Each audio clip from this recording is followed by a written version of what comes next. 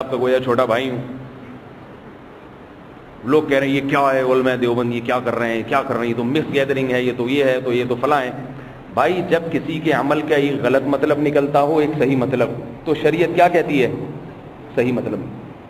Mix gathering بالکل ایک الگ چیز ہے, اور کسی عورت کو تبلیغ کے لیے جانا بالکل ایک الگ چیز ہے. اگر کوئی بے پردہ خاتون ہے, آپ اس کو تبلیغ کے لیے اس کے گھر جاتے ہو, اس کے شوہر کی موجودگی میں اس کو سمجھاتے ہو, یہ جائز ہے, اس میں کوئی حرج نہیں ہے. لیکن اس کو ایک دم منفی بنا کے نا پروپیگنڈا کر دیا ہے, ایک رائی کا پہاڑ بنا دیے, جیسے خدا نخواستہ وہ دیکھنے کے لیے گئے ہوئے تھے اس کو, ان کو عمران خان کی بیوی دیکھنی تھی کیسی ہے. جہالت کی باتیں ہیں یا نہیں ہیں؟ ایک آدمی کا پتہ ہے کہ بھائی وہ یہ کیوں کریں گے, وہ یہ کام عورت کو دیکھنے جا رہے ہیں, کیا عورت کو دیکھنے کے درجنوں ذرائع نہیں ہیں؟ اس کے لیے عمران خان کے گھر جانے کی کیا ضرورت ہے کسی کو؟ لیکن ہمارے اپنے بھی غیر تو غیر ہیں, اپنوں کو بھی نا ایک چسکے لینے کا موقع ملتا ہے. وہ دیکھو یہ کیا کر رہے, وہ دیکھو یہ کیا کر رہے. چھوڑو بھائی, اپنے کام میں لگو. ایک آدمی دین کی تبلیغ کر رہا ہے, ارشاد کر رہا ہے, اس نے بڑے بڑوں کو دلوں کو اللہ نے اس کے ذریعے نرم کر دیا, تو اس کی اچھے پہلو کو تلاش کرو نا اس کے, کہ بھائی اتنا دل ہے, اتنا جگرا ہے کہ اپنی عزت داؤ پہ لگا کے بھی.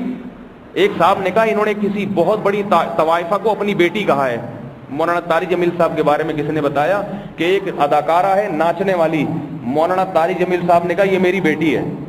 اس پہ ایک طوفان بدتمیزی. میں نے کہا خدا کی قسم یہ ان کا جگر ہے, انہوں نے کہا ہے, میرا جگر نہیں ہے, یہ ان کا جگر ہے, یہ ان کا حوصلہ ہے کہ دین کی تبلیغ کے لیے اور دین کی اشاعت کے لیے, اور ایک طوائفہ ایک فنکار اداکار کو دین کے قریب کرنے کے لیے اس کو اپنی بیٹی کہہ دیا. اس کے لیے بہت بڑا جگر ہونا چاہیے, بہت بڑا جگر, جو ہم جیسوں کے پاس نہیں ہے.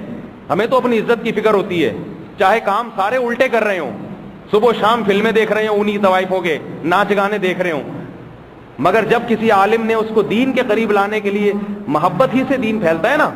اگر وہ کہے تو جہنمی ہے طوائفہ, تو جائے گی سیدھی جہنم میں, تیرے پہ سانپ بچھو چڑھیں گے, وہ آئے گی. تو میرے بھائی یہ چھوڑ دو, یہ واٹس ایپ پہ علماء کی منفی چیزوں کو نکال کے ہائی لائٹ کرنا. جہاں نکلے گا نا کسی عالم کا کوئی تھوڑا سا کوئی کمزور پہلو, اس کو ایک دم نکال کے اس کو تماشا بنا دیتے ہیں, اور اس پہ تبصرے, پھر کھٹے میٹھے تبصرے, یہ دیوبندیوں کے لیے حلال ہو گیا, فلانے کے لیے حلال ہو گیا. چھوڑ دو یہ چیزیں. یا ایھا الذین آمنوا اجتنبوا کثیرا من الظن, بدگمانی سے بچو. جیسے ابھی میں نے مولانا طاری جمیل صاحب کا واقعہ بتایا, اچھا پہلو بھی نکل سکتا ہے, برا پہلو بھی. آج کسی خاتون کا فون آیا کہ میرے شوہر نے کہا دیکھو مولانا طاری جمیل صاحب بھی بیٹھے ہوئے ہیں, عمران خان کی بیگم ادھر کو بیٹھی ہوئی, ادھر بیٹھے ہوئے ہیں, تو تم بھی میرے ساتھ مکس گیدرنگ کی شادی میں جایا کرو. وہ خاتون پردہ کرتی ہیں.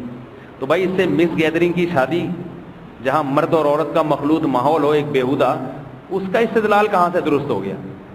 ایک ہے تبلیغ کے لیے کسی کے پاس جانا. یہ نبی صلی اللہ علیہ وسلم کی مجلس میں بعض دفعہ خواتین بھی آ جایا کرتی تھیں آپ سے کوئی بات پوچھنے کے لیے, کیونکہ نبی اگر بھگا دیتے ان کو تو ان خواتین کو کہاں سے علم حاصل ہوتا.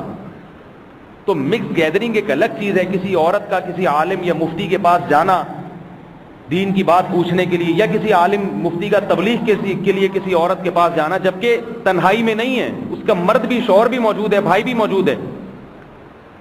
تو یہ ایک بالکل الگ چیز ہے. تو اللہ نے کیا فرمایا, اجتنبوا کثیرا من الظن, بدگمانی سے بچو. کیا مطلب؟ کسی کی بات کے دو مطلب نکلتے ہوں تو اچھا مطلب تلاش کرو, برا مطلب بولو نا بھائی کیا ہو رہا ہے اب.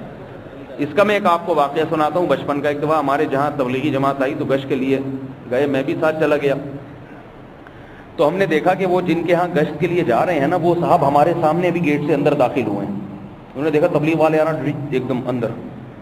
ہمارے امیر صاحب نے دیکھ لیا, دروازہ بجایا, ان کا بیٹا نکلا, بیٹا وہ ابو کو بلاؤ. انہوں نے بیٹا گیا, ابو نے اس کو بتایا تھا یہ نہیں کہنا کہ میں کہہ رہا ہوں کہ میں گھر پہ نہیں ہوں, یہ کہنا کہ ابو گھر پہ نہیں.